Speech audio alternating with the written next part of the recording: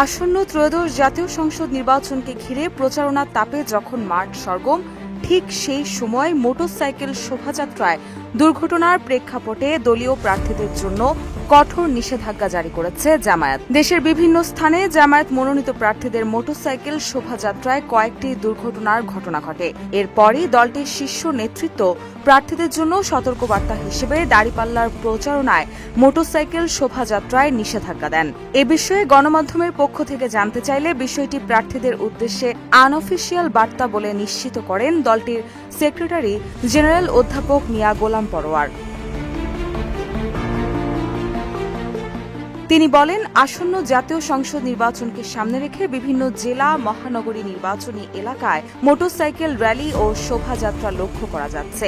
এসব কর্মসূচিতে কয়েকটি দুর্ঘটনা ও আহতের প্রেক্ষাপটে আমিরে জামায়াত এখন থেকে সকল জেলা মহানগরী নির্বাচনী এলাকায় মোটরসাইকেল র্যালি ও শোভাযাত্রায় নিষেধাজ্ঞা দিয়েছেন, যেন এই রকম প্রচারণায় কোনো রকম দুর্ঘটনা না হয়। যেহেতু আমাদের রাজনীতি দেশ ও মানুষের কল্যাণের জন্য, তাই আমাদেরকে মানুষের ভালোটা বিবেচনায় নিতে হবে।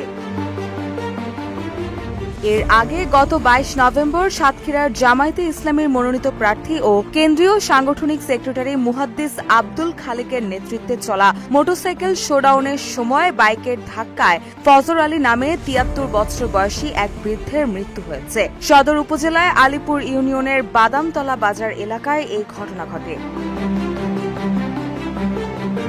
এই ঘটনায় সাতক্ষীরা সদর উপজেলা জামায়াতের সাধারণ সম্পাদক হাবিবুর রহমান বলেন, ফজর আলী আমাদের সংগঠনের সমর্থক ছিলেন। তিনি সড়কের পাশে দাঁড়িয়েছিলেন। এমন সময় মোটরসাইকেলের লুকিং গ্লাসে ধাক্কা লেগে পড়ে গিয়ে তার মৃত্যু হয়।